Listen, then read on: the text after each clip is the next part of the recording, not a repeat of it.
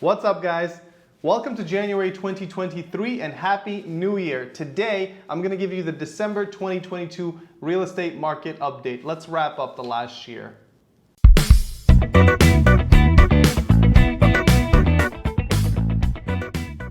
So let's begin as always with sales activity. Sales activity in the month of December added up to 3,177 on the Toronto Real Estate Board. This happens to be 30% lower than November numbers, but I don't make much of that information simply because seasonally, December is much quieter than November. However, year over year, if you compare December 2021 to December 2022, we saw a 48% drop in transactions. Since December of 2021, saw 6,013 transactions on the Toronto Real Estate Board. So quite a huge drop. Only in 2008 did we see less transactions take place in December than we did a month ago. So make with that information what you will. As you guys know, I love tracking average prices for 4 major property types in Toronto and in the GTA. And I'm going to put an image on your screen right now. So you're seeing average prices for detached, semi-detached, townhome, and condominium properties in Toronto and in the GTA, according to the Toronto Real Estate Board from December of 2022. What's more important, however, is providing context to these numbers and showing you direction of prices. So have a look here. I have an image showing year over year price declines or increases for some of these properties. Detached properties in Toronto and the GTA saw drops of between 4 and 16%. To no one's surprise, properties that are located in Toronto actually fared best and only dropped 4%, where other detached homes in the GTA declined as much as 16%. Semi-detached saw substantial declines between 14 to 16%. Townhomes dropped 12 to 13%, very similar regardless of geographic location. Condominiums, however, are a major surprise.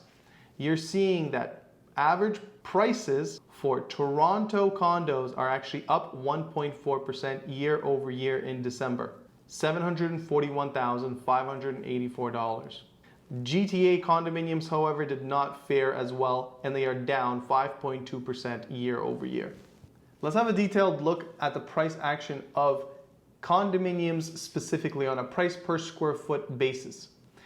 Here you have an image showing Toronto and downtown average condo prices per square foot. Now this is based on data from condos.ca on the past 14 days of sales. Toronto condominiums are down 0.07% month over month. To me, that's not a significant figure. We can say that they're pretty much flat month over month. Downtown condos are up 0.1% month over month, also relatively insignificant. And I would say that on a price per square foot basis, condominiums are quite resilient and they're remaining flat. It's time to have a look at market direction. GTA months of inventory are currently sitting at 3.2, which indicates a balanced market, but is closer to the seller's market, believe it or not, simply because there's such a lack of inventory.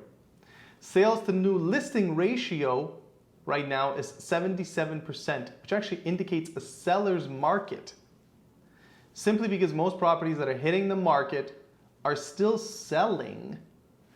That's because there's such few choices out there available for buyers still, and inventory is very tight. Now let's have a look at the total inventory levels of residential listings. As you can see, based on this chart, they are on par with seasonal trends. Listings are down right now, however, they are starting to creep up, and I am expecting inventory to start building as we head further into 2023.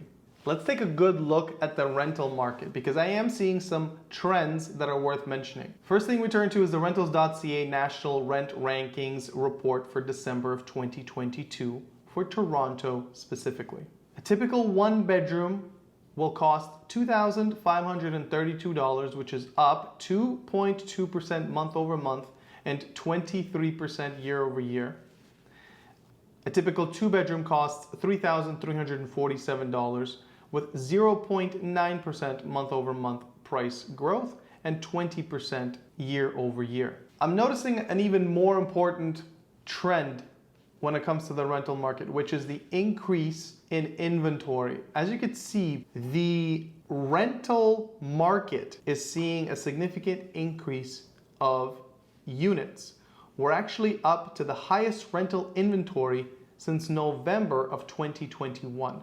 Now, this is definitely going to put downward pressure on prices. My favorite, the macro picture. So on December the 7th, 2022, Bank of Canada increased its key rate by 50 basis points, which right now sits at 4.25%. The next BOC meeting will be on January the 25th, very soon, and we're expecting another interest rate hike. Whether it's going to be 25 or 50 basis points remains to be seen. I'm of the opinion that it'll be 25 basis points. The last Stats Canada CPI report was actually just published a few days ago on January the 17th, which showed inflation at 6.3% in December, down 0.5% and slightly below expectations. Expectations were 6.4%. So inflation seems to be dropping quicker than some analysts believe that it should or would have. So then this time, Bank of Canada will actually act ahead of the Federal Reserve, which is scheduled to have its next policy meeting on February the 1st. Let's see what happens in Canada and in the US, but by all accounts, we are heading towards the end of the interest rate hiking cycle. So the feet on the ground perspective, everybody that I seem to talk to when it comes to the resale market is seeing an uptick in business, an uptick in showings, uptick in offers, and an uptick in sales. This is an interesting trend because we haven't seen any interest rate drops, but what we have seen is some decreases in the mortgage rates that are coming from our major lenders. So could that be driving the market slightly? Maybe. I'm of the opinion that there's a lot of people who have been sitting on the sidelines for quite some time and are now getting a little bit more comfortable with these higher rates and maybe are forced to make a move, purchasing decision due to the fact that the lifestyle is changing. Maybe they're having a family or they're moving from abroad, whatever the case may be, but there is an increase in resale activity. When it comes to rentals, as I mentioned earlier, rental inventory is growing. It's getting tougher and tougher to get units leased out quickly. Now, don't get me wrong, there's still a ton of demand, and there will continue to be a ton of demand considering the immigration that is coming into this country. But there is some softening in the rental demand and in the rental prices. Pre-construction is probably struggling the most out of anyone right now, simply because we're 2.5 weeks into the year. There's been 2 project launches that have taken place, and it's my understanding that the sales are quite low. The projects that I'm referring to are Centricity, which happens to be in Donnacin Church in downtown Toronto. It's prime location, as well as Olive Residences at Yonge and Finch in North York. Both of these locations are absolutely prime, and to see a grinding of the sales is just an indication of where we are in this market. Needless to say, I expect pre-construction to have a challenging year in 2023, but that doesn't mean that there won't be a few projects that will knock it out of the park when it comes to sales. Thank you for watching. I hope you've enjoyed the December 2022 wrap up, and let's look forward to bigger and better things in 2023. I'll see you in the next video.